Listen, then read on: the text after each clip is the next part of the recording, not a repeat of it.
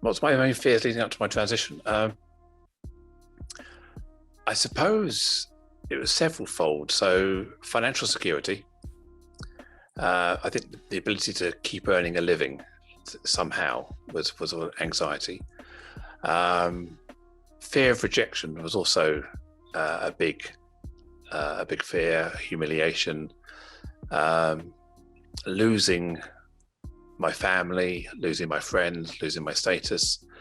So there's a lot around loss. That's the biggest fear: losing stability about who I was.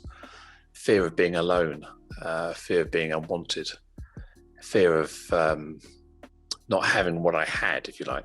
There's a lot of anxiety around that. And to a large extent, I did lose a lot of things. I did lose much of what I was scared to lose, but I didn't feel like I'd lost it. I felt like I traded it for what I really, really needed and wanted. So I sold my business that I had with two business partners. I didn't get a lot of money from it. I got some. I changed my career completely. So most of what I'd done up to that point was around IT, running IT companies. So I lost, if you like, that part of my life. That professional part of my life. I retained my family, so my wife, my children, my parents, my brother. That relationship remained strong and was at the time, so I didn't lose that.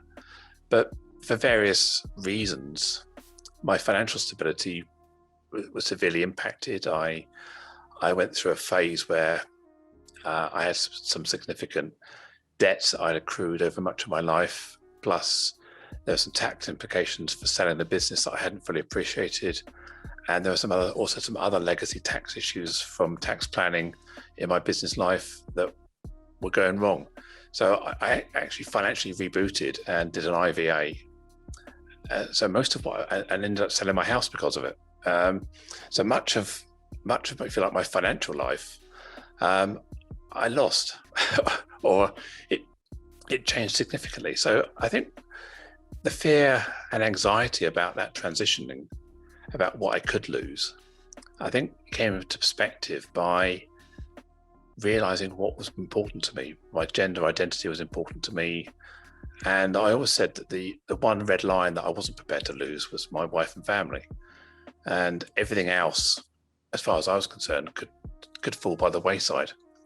And reality is that most of that has fallen by the wayside. My old life, many of my old friends, my old reputation, what I used to do, are no longer no longer relevant in my current life. So I've moved on a lot in the last 4.5 years, and rebuilt my place in the world, in my gender, and also my profession. I didn't think they were at the beginning. I didn't think I needed support. I've always been a fairly independent, strong-minded, self-willed person, who would often be described as someone who doesn't ask for help often. But I think I was quite vulnerable in the early stages about 4.5 years ago. And I had a number of friends who reached out just to say they were there. Just, if you need anything, I'm here. Should we go out, have a chat? Do you want to talk? So I did. I had a few friends that reached out in a very subtle way, just to be there for me. And I also, as part of that journey, I started networking a lot. I decided that I had to get myself out of bed. I was going through a lot of kind of dark depression. I'd lost my professional identity. I'd lost my personal identity. And I needed to create this sort of stability in my life. I was just floating around up and down without really having a reference point. So I started going to business networking events locally in the Portsmouth area where I live.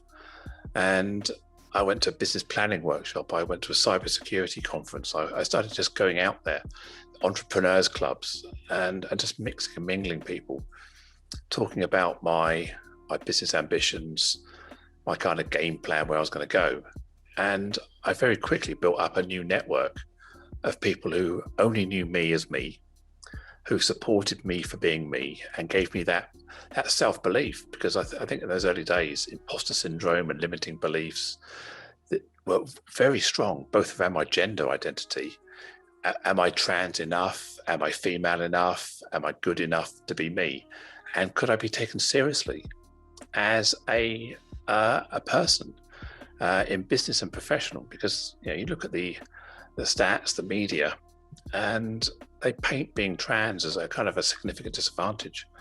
Many trans people don't succeed well in employment, don't succeed well in business world because of the stigma and humiliation we often face.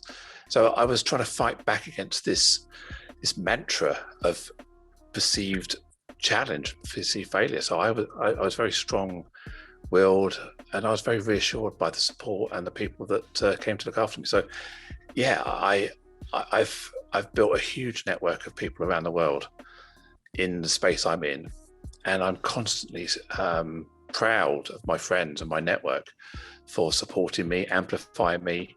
And I think it's turning full circle now, because they value the support, the expertise, the mentoring that I give back to them. So not only have I received, I'm also now giving back.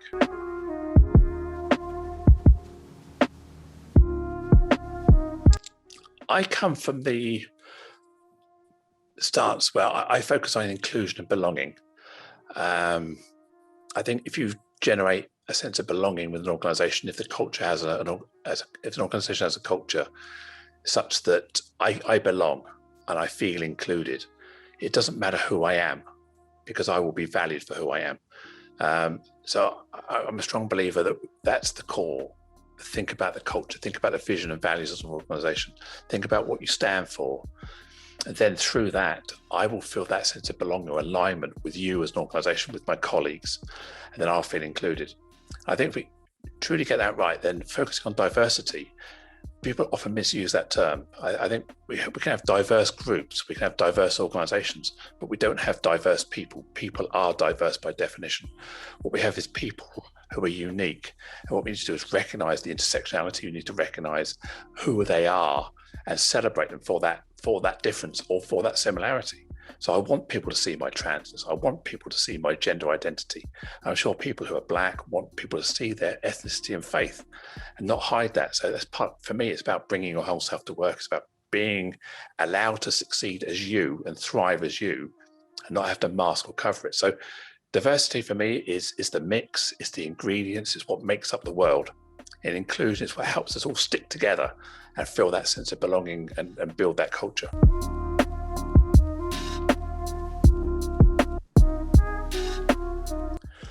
I think, like all marginalized or underrepresented groups, and I'm not sure the word community always applies, I always worry, because is there a white community? Is there a straight community? What we're trying to do is we're trying to join people together who not necessarily have similar outcomes or outlooks or backgrounds and call them a community. It almost implies there's an organized gay rights campaign. We're all in it. I don't think personally that's the case. So I think the word community I sometimes struggle with, because we're really just a queer population. We're a group of people who happen to have an allegiance to a flag, if you like, for want of a better way of putting it. But I think it's important that we raise awareness, not just for the queer community, for marginalization of people who are Black, Asian, or other ethnicity. We look at what's going on in the media at the moment around violence against women and how we're trying to fight back, how we're trying to create awareness campaigns for men. So I think what it's important to do is stand up and be allies for anyone who feels marginalized, any community that isn't represented in society. So the queer community, we're intersectional. We have people who are disabled, we have people who are of Black, we have people who are white, we have people who are neurodivergent, whatever it may be. So we are made up of a whole gamut of spectrum. So I think what the queer group, the queer community can do is be representative of all queer people and make sure that we stand up for women's rights, we stand up for racial rights, and we use our power and our support to stand together as a marginalized group and use our strength to be able to amplify and fight back.